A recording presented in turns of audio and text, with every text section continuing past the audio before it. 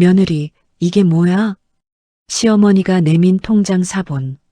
그 안엔 5억이 넘는 돈이 모두 우리 집 계좌로 빠져나간 흔적이 있었다.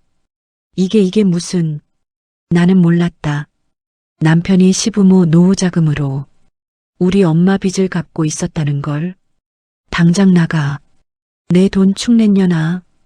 80평생 나를 딸처럼 아껴주시던 시어머니의 차가운 목소리가 내 가슴을 갈랐다.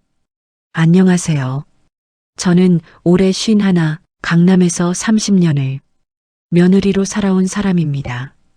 오늘 제 이야기를 들어주세요. 구독과 좋아요 한 번씩 꾹 눌러주세요. 나 이수경은 결혼 30년 차 며느리다. 61, 이제 환갑도 지났지만 아직도 시댁일이 먼저다. 남편 최민석은 대치동에서 정형외과 의원을 운영하는 의사였다. 시아버지는 작년에 돌아가시고 지금은 83세 시어머니 한 분만 모시고 있다. 우리는 대치동 30평대 아파트에서 시어머니와 함께 살고 있었다. 시어머니는 까다로운 분이 아니셨다. 오히려 다정하고 며느리를 딸처럼 아껴주셨다. 수경아, 고생 많다. 너 없으면 우리 집 안 돌아간다. 그런 말씀을 자주 하셨다. 나는 시어머니를 진짜 엄마처럼 생각했다. 매일 아침 시어머니 입맛에 맞춰 상을 차렸다. 죽나물, 생선구이를 빠짐없이 준비했다. 시어머니는 내 손맛을 좋아하셨다. 우리 며느리 손맛이 최고야. 칭찬을 아끼지 않으셨다. 친정 엄마는 혼자 사신다. 아버지는 10년 전 돌아가셨고 엄마는 혼자 서울 변두리 작은 빌라에서 근근히 사셨다. 나는 한 달에 2~3번 엄마를 찾아뵙고 생활비도 넉넉히 드렸다. 100만 원씩 꼬박꼬박 드렸다. 남편도 장모님께 잘해드렸다. 어머니, 편하게 쓰세요. 그렇게 말하며 카드도 드렸다. 엄마는 고마워하셨다. 사위가 이렇게 잘해주니 내가 복이 많지. 엄마는 자주 그렇게 말씀하셨다. 나는 양쪽 부모님을 모두 잘 모시는 며느리, 잘하는 딸이라고 스스로 생각했다. 우리 부부는 경제적으로 여유가 있었다. 남편 병원도 잘 되고 나는 집안일만 전념하면서 시댁과 친정을 양쪽 다 챙겼다. 완벽한 며느리, 완벽한 딸이라고 스스로 생각했다. 불안 같은 건 없었다. 시어머니도 나를 자랑스러워하셨다. 우리 며느리가 효부상 받아야 해. 친척들 앞에서 늘 그렇게 말씀하셨다. 나는 그 말이 좋았다. 인정받는 기분이 들었다. 그런데 그 평온함이 깨진 건 지난달이었다. 어느 날 시어머니가 심각한 표정으로 나를 부르셨다. 수경아, 잠깐 앉아봐. 뭔가 심상치 않은 분위기였다. 가슴이 철렁했다. 시어머니 손엔 하얀 서류 봉투가 들려 있었다. 이거 내가 설명해줘야겠어. 봉투 안엔 은행 거래 내역서가 빼곡히 들어 있었다. 나는 그걸 보는 순간 눈앞이 캄캄해졌다. 시아버지 명의 통장이었다. 노후 자금으로 모아둔 통장. 그 안에서 수십 번에 걸쳐 거액이 빠져나가 있었다. 그리고 받는 계좌는 우리 부부 공동 명의였다. 어머니, 이게 무슨 나는 정말 아무것도 몰랐다. 시어머니 얼굴이 창백했다. 너희가 내 노후 자금 다 가져간 거야? 그 말에 나는 현기증이 났다. 이게 대체 무슨 일인가? 남편에게 급히 전화를 걸었다. 여보, 당장 집에 와. 목소리가 떨렸다. 남편은 병원 일이 있다며 저녁에 오겠다고 했다. 하지만 나는 참을 수 없었다. 지금 당장 와. 안 오면 내가 병원 간다. 남편은 내 다급함을 느꼈는지 1시간 만에 집으로 왔다. 시어머니는 남편을 보자마자 서류를 들이밀었다. 민서가, 이게 뭐냐? 남편 얼굴이 하얗게 질렸다. 그 표정을 보는 순간 나는 알았다. 남편이 뭔가를 숨기고 있었다는 것을, 그리고 그건 아주 큰 일이었다는 것을. 시어머니가 내민 서류는 시아버지 명의 통장 거래 내역이었다. 이 돈이 어디로 간 거야? 시어머니의 목소리가 떨렸다. 나는 서류를 훑어봤다. 2천만 원, 3천만 원, 5천만 원씩 빠져나간 흔적이 수십 건이었다. 그리고 받는 계좌는 우리 부부 공동명의였다. 총 5억 2천만 원. 시부모님이 평생 모으신 노후 자금이 전부 우리 계좌로 들어와 있었던 것이다. 어머니, 이게 무슨 돈이죠? 나는 정말 몰랐다. 시어머니는 차갑게 말했다. 내가 물어야 할 말이야. 이 돈이 뭐냐고. 시어머니 손이 부들부들 떨렸다. 아버지가 돌아가시기 전에 이 돈 절대 건드리지 말라고 하셨어. 우리 노후 자금이라고. 시어머니 목소리에 배신감이 묻어났다. 그런데 내가 다 가져간 거야? 나는 급히 남편에게 눈빛을 보냈다. 설명하라고. 남편은 한참을 망설이다가 조용히 입을 열었다. 어머니, 그게 말끝을 흐렸다. 뭐가? 빨리 말해. 시어머니가 소리쳤다. 평생 그렇게 크게 소리 지르시는 걸 처음 봤다. 장모님 빚 때문이었어요. 남편의 고백에 나는 귀를 의심했다. 뭐라고? 그 순간 내 귓속이 멍해졌다.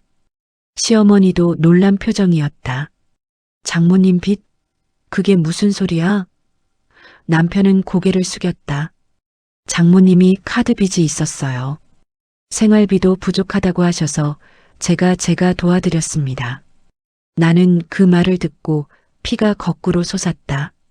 엄마가 빚이 있다고? 그것도 남편한테 말해서 돈을 받았다고? 그럼 내 허락도 없이 시부모님 노후 자금을 친정 빚 갚는 데 썼단 거야? 내가 소리쳤다. 남편은 고개를 숙였다. 미안해, 너한테 말 못했어. 시어머니는 그 말을 듣고 온몸을 부들부들 떨었다. 이 집에서 당장 나가. 너희 둘 다. 시어머니의 선언에 내 다리가 풀렸다. 이게 정말 현실인가? 어머니, 저는 정말 몰랐어요. 나는 울먹였다. 하지만 시어머니는 듣지 않으셨다. 몰랐다고? 남편이 5억을 쓰는데 몰랐다고? 시어머니는 믿지 않으셨다. 너희 부부가 짜고 내 돈 축낸 거 아니야? 그 말에 나는 기가 막혔다. 어머니, 저는 진짜 하지만 변명은 통하지 않았다. 오늘 안으로 짐 싸서 나가. 내 눈에 띄지 마. 시어머니는 단호했다. 남편이 무릎을 꿇었다. 어머니, 제발 한 번만 용서해 주세요. 하지만 시어머니는 고개를 돌렸다. 평생 검소하게 살면서 모은 돈이야. 내 아버지가 땀 흘려 모은 돈이라고. 시어머니 눈에 눈물이 고였다. 그 돈으로 우리 노후 편히 보내려고 했는데 나는 그제야 상황의 심각성을 깨달았다. 시부모님은 평생 절약하시며 그 돈을 모으셨다. 여행 한 번 안 가시고 외식 한 번 안 하시고 옷 한 벌 안 사 입으시고 모은 돈이었다. 그 돈이 우리 친정 빚 갚는 데 쓰였다니. 나는 죄인이 된 기분이었다. 그날 밤 우리 부부는 짐을 싸서 집을 나왔다. 시어머니는 단 한마디도 더 들으려 하지 않으셨다. 썩 꺼져. 내 눈에 띄지 마. 평생 처음 듣는 시어머니의 고함이었다. 나는 눈물이 쏟아졌지만 감히 변명할 수 없었다. 나는 아무것도 몰랐다. 그런데 나는 도둑의 공범이 되어 있었다. 30년 며느리 생활이 하루아침에 무너졌다. 완벽했던 내 인생이 산산조각 났다. 대체 남편은 왜 그런 짓을 한 걸까? 그리고 엄마는 정말 그렇게 큰 빚이 있었던 걸까? 우리는 남편 병원 근처 오피스텔로 들어갔다. 좁은 방에 앉아 남편을 마주했다. 대체 왜 그랬어? 목소리가 떨렸다. 남편은 한참 동안 말이 없다가 입을 열었다. 장모님이 1년 전부터 카드 빚이 있었어. 홈쇼핑에 빠지셔서 계속 물건을 사셨대. 나는 귀를 의심했다. 그래서 5억을 쓴 거야? 남편이 고개를 끄덕였다. 처음엔 2천만 원만 갚아드린다고 했어. 근데 계속 빚이 생기더라고. 장모님이 울면서 전화하시는데 모른 척 할 수가 없었어. 남편의 말에 나는 속이 뒤집혔다. 그럼 나한테는 왜 말 안 했어?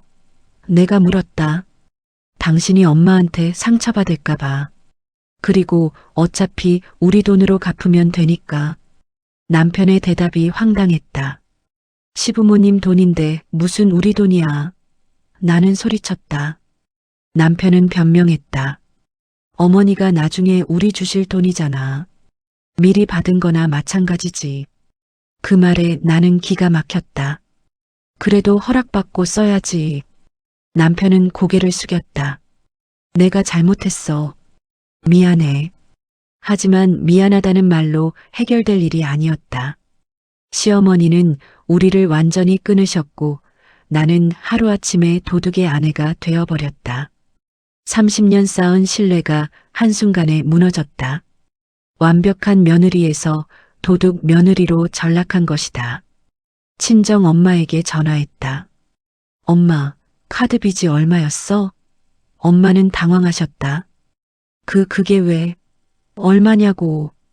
내가 다그쳤다. 처음엔 2천만 원이었는데 자꾸 이자가 엄마의 말에 나는 말문이 막혔다. 그래서 민석이가 다 갚아줬어?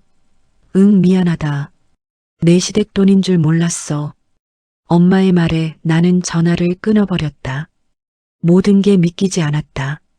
엄마가 그렇게 큰 빚을 졌다는 것도, 남편이 몰래 갚아줬다는 것도, 그리고 그 돈이 시부모님 노후자금이었다는 것도 나는 어떻게 해야 할지 몰랐다.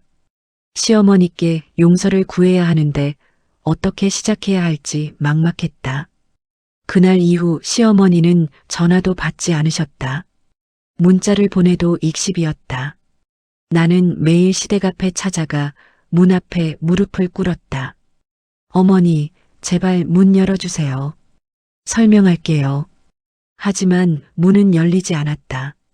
이웃들의 수군거림만 내 등 뒤에 쏟아졌다. 저 집 며느리 시부모 돈 축냈다면서 5억이나 빼돌렸대. 수군거림이 귓가에 들렸다. 일주일이 지나고 2주일이 지나고 한 달이 지났다. 시어머니는 요지부동이었다. 나는 그때 깨달았다. 시어머니에게 나는 이제 며느리가 아니라 도둑일 뿐이라는 걸. 30년 정성이 하루아침에 사라졌다. 매일 아침 차린 밥상도, 명절마다 준비한 음식도, 밤새 간병한 시간도 다 의미 없어졌다. 남편도 괴로워했다. 병원 일에 집중할 수 없었다. 환자들 앞에서도 멍한 표정으로 있곤 했다. 직원들도 눈치를 챘다. 원장님 괜찮으세요? 물어도 남편은 대답하지 못했다. 우리 부부는 매일 밤 말없이 마주 앉아 있었다. 할 말이 없었다. 아니, 너무 많아서 아무 말도 할 수 없었다. 친정 엄마에게서 계속 전화가 왔다. 수경아, 나 때문에 미안하다. 하지만 나는 받지 않았다. 엄마 목소리를 들으면 화가 치밀어 올랐다. 왜 그렇게 빚을 졌는지, 왜 남편한테 말했는지, 왜 나한테는 한마디도 없었는지 원망스러웠다. 그런데 그때였다. 예상치 못한 일이 벌어지기 시작했다. 시어머니로부터 등기우편이 온 것이다. 두꺼운 봉투였다. 떨리는 손으로 봉투를 뜯었다. 안에는 법무법인 이름이 적힌 서류가 들어 있었다. 유언장이었다. 내용을 읽는 순간 나는 그 자리에 주저앉았다. 이건 단순한 분노가 아니었다. 시어머니는 우리를 완전히 끊어내기로 결심하신 것이다. 유언장 내용은 충격적이었다. 최민석 및 배우자 이수경은 상속인 명단에서 제외함. 모든 재산은 차남 최민호에게 상속함. 시어머니는 강남 아파트, 분당 상가 건물, 예금 10억까지 모든 걸 둘째 아들에게 넘기신다는 내용이었다. 우리는 완전히 배제됐다. 법적으로 정식 절차를 밟은 유언장이었다. 남편은 서류를 보더니 얼굴이 창백해졌다. 이럴 수가. 남편도 충격을 받았다. 시부모님은 원래 재산을 두 아들에게 반반씩 나눠주실 계획이었다. 최소 15억은 우리 몫이었는데 이제 단 한 푼도 받을 수 없게 된 것이다. 남편은 한참을 멍하니 서류를 바라봤다. 내가 이렇게 만들었구나. 남편은 급히 동생에게 전화를 걸었다. 민호야, 이게 무슨 일이야? 동생은 차갑게 대답했다. 형이 자초한 일이잖아. 어머니 노후자금 다 축내놓고 무슨 얼굴로 상속받아? 동생의 말에 남편은 할 말을 잃었다. 그래도 형제잖아. 조금만 이해해줘. 이해? 형이 우리 엄마한테 한 짓 생각해봐. 난 형 편 안 들어. 동생은 전화를 끊어버렸다. 시동생 민호는 원래 우리와 사이가 좋았다. 명절 때마다 같이 모였고 가족여행도 자주 갔다. 하지만 이번 일로 관계가 완전히 틀어진 것이다. 민호는 어머니 편을 든 것이다. 당연한 일이었다. 우리가 잘못했으니까. 나는 그제야 상황을 정확히 파악했다. 시어머니는 우리를 완전히 잘라내신 것이다. 재산뿐 아니라 가족관계까지. 우리는 이제 남이었다. 시댁 제사에도 부르지 않으셨다. 추석 차례도 우리 빼고 지냈다. 명절 때 보내던 문자도 오지 않았다. 친정 엄마는 미안하다며 자꾸 전화했다. 수경아, 미안해. 내가 몰랐어. 하지만 나는 엄마와도 말하기 싫었다. 엄마, 당분간 연락하지 마. 그렇게 말하고 전화를 끊었다. 엄마도 시어머니도 남편도 모두 원망스러웠다. 내 인생이 왜 이렇게 됐는지 이해할 수 없었다. 그러던 어느 날 시동생 민호에게서 문자가 왔다. 형수, 미안해. 형도 미안하지만 어머니가 너무 상처받으셨어. 형수도 알잖아. 어머니가 그 돈 모으시느라 얼마나 고생하셨는지. 문자를 읽는데 눈물이 쏟아졌다. 민호 말이 맞았다. 시어머니는 평생 검소하게 사셨다. 시어머니는 옷 한 벌 새로 사지 않으셨다. 외식도 거의 안 하셨다. 여행 한번 가시자고 해도 돈 아깝다고 하셨다. 나중에 너희 줄 돈인데 아껴야지. 그렇게 말씀하시며 푼돈도 아끼셨다. 시장에서 흥정하시고 마트 할인 시간에 맞춰 가시고 전기세 아끼려고 불도 일찍 끄셨다. 그렇게 모은 돈이 5억이었다. 시아버지 생전에도 둘이 악착같이 모으셨다.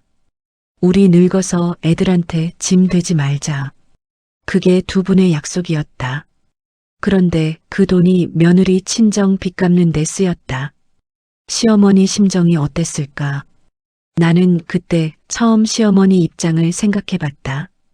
평생 검소하게 사시며 노후를 위해 모은 돈. 그 돈이 며느리 친정 카드 빚으로 사라진 것이다. 배신감이 얼마나 크셨을까?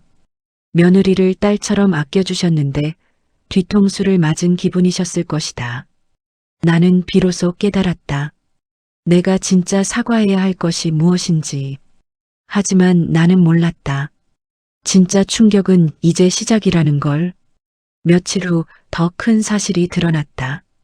친정 엄마가 그 돈으로 한 일이 밝혀진 것이다. 엄마는 단순히 빚만 갚은 게 아니었다. 그 돈으로 다른 것들을 했다. 나는 친정으로 달려갔다. 진실을 확인해야 했다. 친정 엄마를 찾아갔다. 빌라 현관문을 열고 들어서는데 낯선 명품백이 소파 위에 놓여 있었다. 엄마, 이건 뭐예요? 나는 가방을 들어 올렸다. 루이비통 최신 제품이었다. 가격이 500만 원은 좋게 넘을 것 같았다. 엄마는 당황하셨다. 그게 친구가 선물로 준 거야. 하지만 나는 믿을 수 없었다. 친구요? 엄마 친구 중에 이런 거 선물할 사람 없잖아요. 나는 방 안을 둘러봤다. 곳곳에 새 물건들이 보였다. 비싼 공기청정기, 최신형 안마의자, 명품 식기 세트까지. 엄마 혼자 사는 집에 어울리지 않는 물건들이었다. 엄마, 정직하게 말해요. 그 돈으로 뭐 했어요? 내 목소리가 떨렸다. 엄마는 한참을 망설이다가 고백했다. 카드 빚 갚고 나니까 돈이 좀 남았어. 그래서 그냥 필요한 것들 좀 샀지. 나는 속에서 뭔가 폭발하는 걸 느꼈다.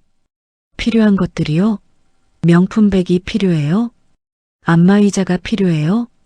나는 소리쳤다. 엄마는 움찔하셨다. 미안해, 근데 민석이가 편하게 쓰라고 했잖아. 그 말에 나는 기가 막혔다. 그게 시부모님 노후자금인데요. 남편이 멋대로 가져온 돈이라고요. 엄마는 고개를 숙이셨다. 그건 나도 나중에 알았어. 나는 집안을 더 살폈다. 옷장에는 백화점 쇼핑백이 수북이 쌓여 있었다. 새 옷, 새 신발, 명품 액세서리까지. 가격표가 붙은 것도 있었다. 100만 원, 200만 원짜리 옷들이었다. 대체 얼마를 쓴 거예요? 내가 다그쳤다. 엄마는 대답을 못하셨다. 2억 정도?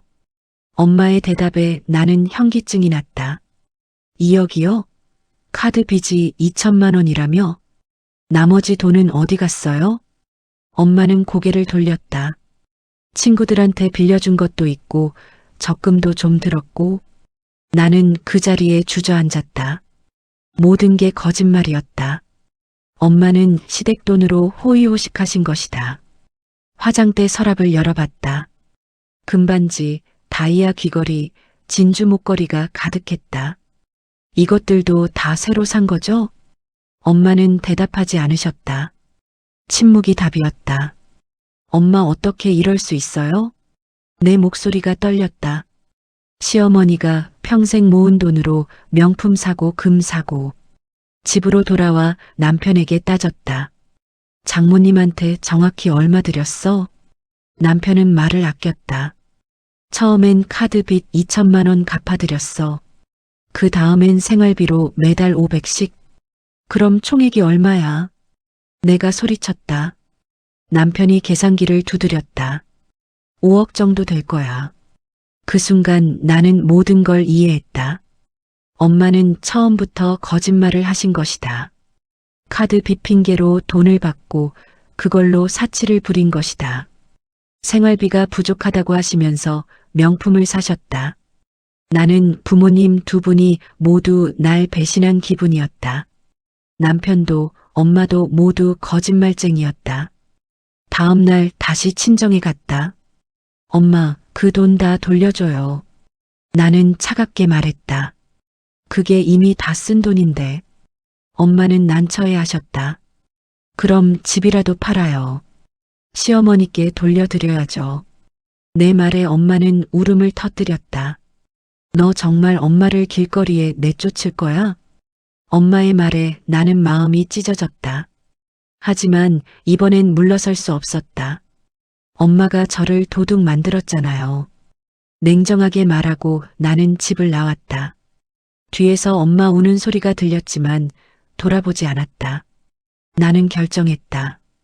시어머니께 돈을 돌려드리는 것이 먼저다. 그날 밤 남편과 진지한 대화를 나눴다. 우리 돈 다 모아서 어머니께 갚아드리자. 남편도 고개를 끄덕였다. 그래야 할 것 같아. 우리는 그날부터 계획을 세우기 시작했다. 병원 매각, 집 담보대출, 적금 해지까지 모든 방법을 동원하기로 했다. 이게 우리가 할 수 있는 유일한 속죄였다. 돈을 모으기 시작한 지 석 달이 지났다. 남편은 병원을 팔기로 하고 매물을 내놨다. 대치동 위치라 금방 팔릴 줄 알았는데 생각보다 시간이 걸렸다. 나는 가지고 있던 귀금속을 전부 팔았다.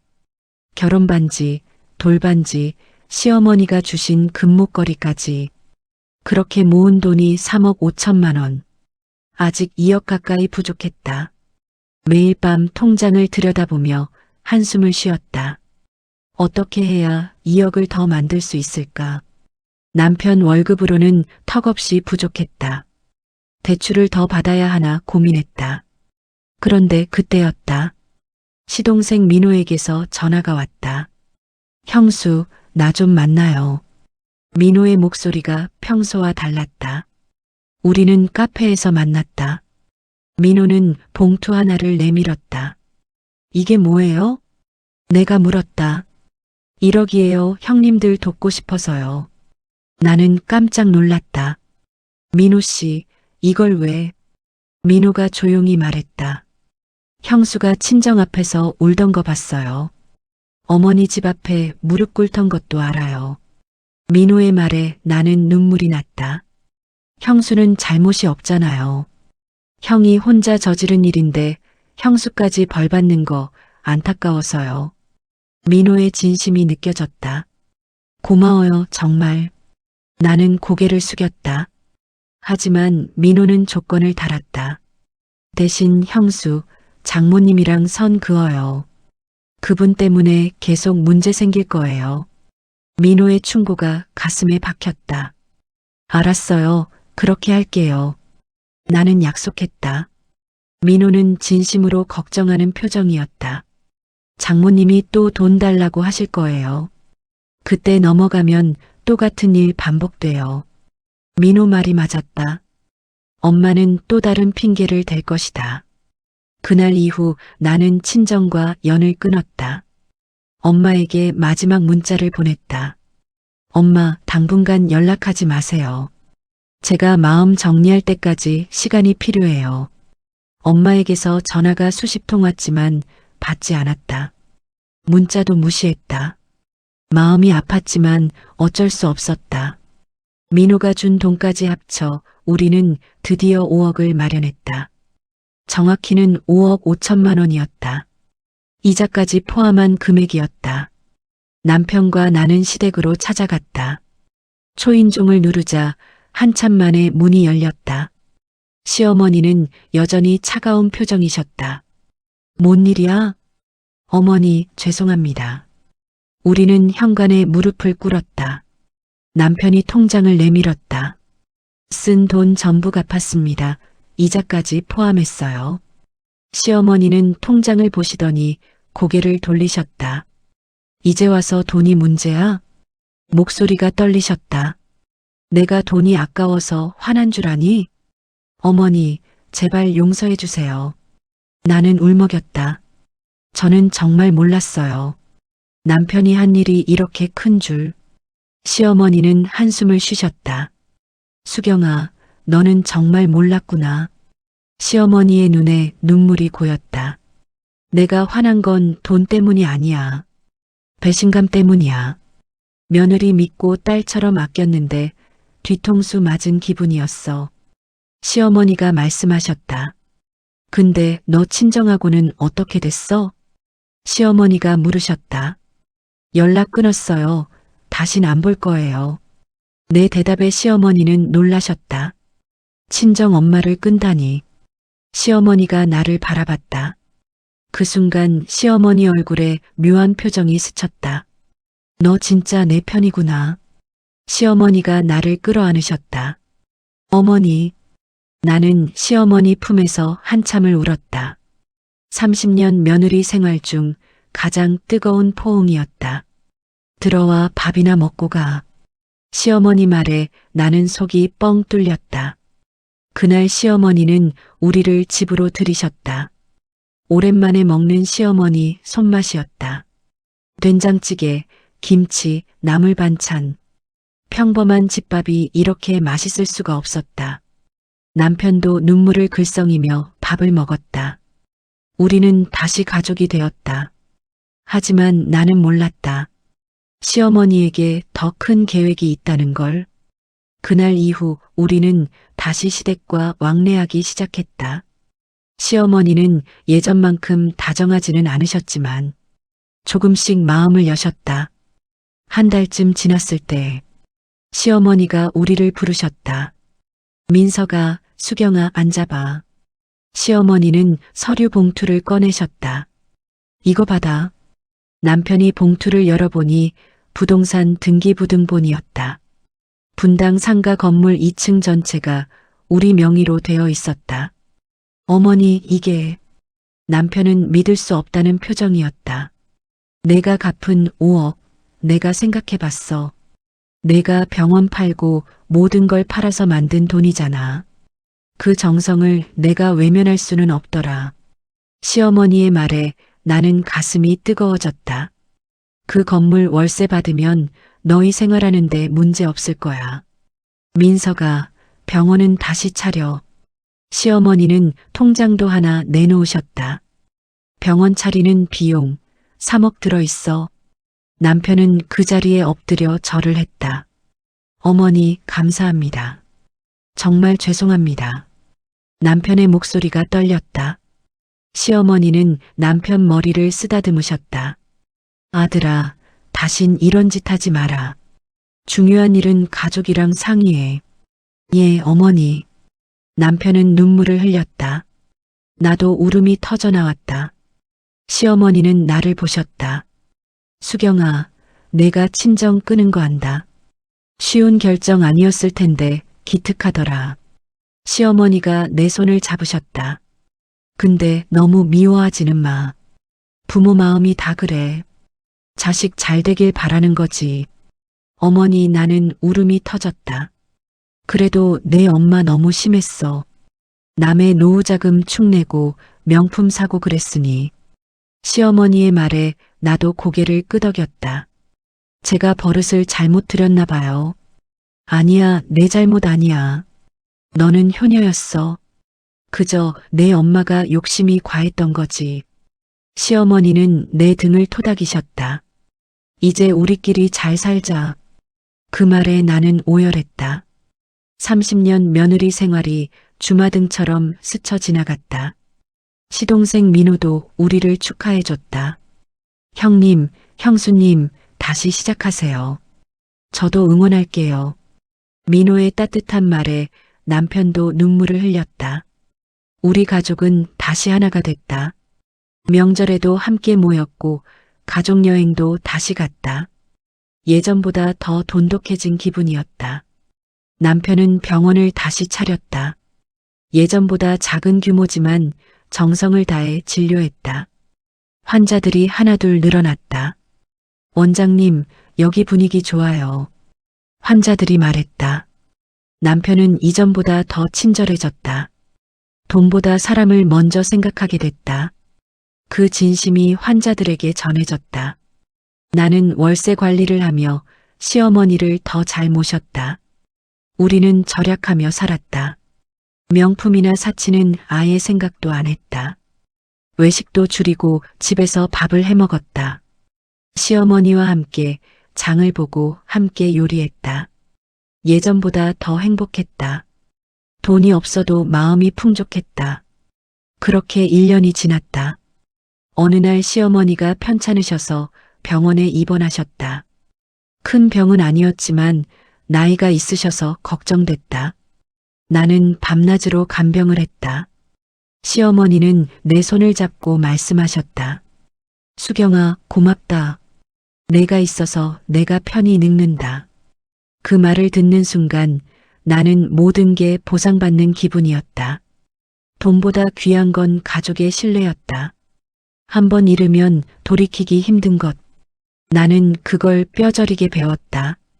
시어머니는 일주일 만에 퇴원하셨다. 건강을 되찾으시고 다시 예전처럼 활기를 보이셨다.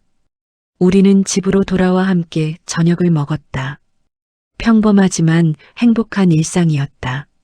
시어머니는 퇴원 후 더 건강해지셨다. 매일 아침 산책을 하시고 복지관도 다니셨다. 우리 가족은 명절마다 모여 화목하게 지냈다. 민호네 가족과도 자주 만났다. 조카들이 커가는 모습을 보며 시간이 얼마나 빨리 가는지 실감했다. 평범한 일상이 얼마나 소중한지 깨달았다. 그러던 어느 날 친정 엄마에게서 문자가 왔다. 수경아, 엄마가 아프다. 한 번만 와줘. 1년 만에 온 연락이었다. 나는 고민 끝에 시어머니께 여쭸다. 어머니, 친정에 다녀와도 될까요? 시어머니는 고개를 끄덕이셨다. 가봐, 아무리 그래도 내 엄마잖아. 근데 선은 지켜 또 돈 달라고 하면 단호하게 거절해. 시어머니의 허락에 나는 친정으로 갔다. 엄마는 많이 수척해져 계셨다. 혼자 사시느라 힘드셨던 모양이다. 집안도 예전보다 어수선했다. 엄마, 괜찮으세요? 내가 물었다. 엄마는 내 손을 잡으셨다. 수경아, 미안하다. 엄마가 욕심이 과했어. 너한테 너무 큰 짐을 지웠구나. 엄마의 사과에 나는 울컥했다. 1년 동안 엄마도 많이 생각하셨던 것 같다. 엄마, 저도 미안해요. 너무 냉정하게 굴었죠? 나는 엄마를 안았다. 아니야, 내가 옳았어. 엄마가 철없었지. 엄마는 눈물을 흘리셨다. 우리는 한참을 껴안고 울었다. 엄마, 이제 욕심 버리세요. 제가 생활비는 드릴게요. 근데 명품이나 사치는 안 돼요. 나는 단호하게 말했다. 엄마는 고개를 끄덕이셨다. 알았어, 엄마 이제 정신 차렸어. 그때 산 물건들 다 팔았어. 정말요? 내가 놀라서 물었다. 응, 명품백도 금반지도 다 팔아서 적금 들었어. 나중에 넣어주려고. 엄마의 말에 나는 또 눈물이 났다. 엄마도 변하신 것이다. 그날 우리는 오랜만에 함께 밥을 먹었다. 간단한 김치찌개와 밥이었지만 따뜻했다. 집으로 돌아와 시어머니께 보고했다. 어머니, 다녀왔어요. 시어머니는 물으셨다. 장모님은 어떠시던? 많이 반성하고 계셨어요. 물건들도 다 팔고 적금 들으셨대요. 내 대답에 시어머니는 미소 지으셨다. 그래, 사람은 누구나 실수할 수 있지. 중요한 건 뉘우치는 마음이야. 내 엄마도 이제 정신 차리신 것 같네. 시어머니의 너그러운 말에 나는 감동했다. 어머니, 감사합니다. 뭘 우리 가족인데. 시어머니는 내 어깨를 토닥이셨다. 그날 밤 남편과 이야기를 나눴다. 여보, 우리 정말 큰 시련을 겪었네. 남편이 말했다. 그러게요. 하지만 그 덕분에 진짜 가족의 의미를 배운 것 같아요. 나는 남편 손을 잡았다. 가족은 돈이 아니라 신뢰로 이어진다는 걸 이제 알겠어. 남편도 고개를 끄덕였다. 미안해. 내가 당신한테 말 안 하고 멋대로 행동해서. 이젠 다 지난 일이에요. 앞으로 잘하면 돼요. 우리는 그날 밤 새로운 다짐을 했다. 절대 거짓말하지 않기, 중요한 결정은 함께하기, 가족의 신뢰를 최우선으로, 그리고 돈보다 사람을 먼저 생각하기. 이 약속들은 우리 삶의 원칙이 됐다. 벽에 써붙이고 매일 아침 읽었다. 지금 나는 62, 시어머니는 80이가. 우리는 여전히 함께 살고 있다. 남편 병원도 잘 되고 민호네와도 자주 만난다. 친정 엄마도 가끔 초대해서 함께 식사한다. 엄마는 더 이상 명품이나 사치에 관심이 없으시다. 소박하게 사시는 모습이 보기 좋다. 그때 그 사건이 우리 가족을 무너뜨릴 뻔했지만 결국 더 단단하게 만들었다. 시련은 때로 축복이 될 수 있다는 걸 나는 이제 안다. 가장 중요한 건 돈이 아니라 서로를 향한 진심이라는 것. 시어머니와 함께 장을 보고 요리하며 웃는 시간이 가장 행복하다. 노년의 지혜는 비싼 명품백에 있지 않다. 따뜻한 밥 한 끼 함께 나누는 대화, 서로를 믿는 마음, 그 속에 진짜 행복이 있다. 나는 오늘도 시어머니께 아침상을 차린다. 그리고 생각한다. 이게 진짜 가족이구나. 돈으로 살 수 없는 것들이 세상엔 너무 많다. 젊은 날엔 몰랐던 것들을 이제야 깨닫는다. 가족의 소중함, 신뢰의 가치, 정직한 삶의 중요성. 이 모든 것을 배우기 위해 우리는 그 힘든 시간을 겪어야 했다. 후회는 없다. 그 경험이 우리를 더 나은 사람으로 만들었으니까. 시어머니는 자주 말씀하신다. 수경아, 우리 참 많은 일을 겪었지? 근데 그 덕분에 우리 사이가 더 돈독해진 것 같아. 그 말씀을 들을 때마다 나는 고개를 끄덕인다. 맞다. 우리는 시련을 함께 이겨냈다. 그리고 더 강한 가족이 됐다. 이보다 더 큰 축복이 어디 있을까?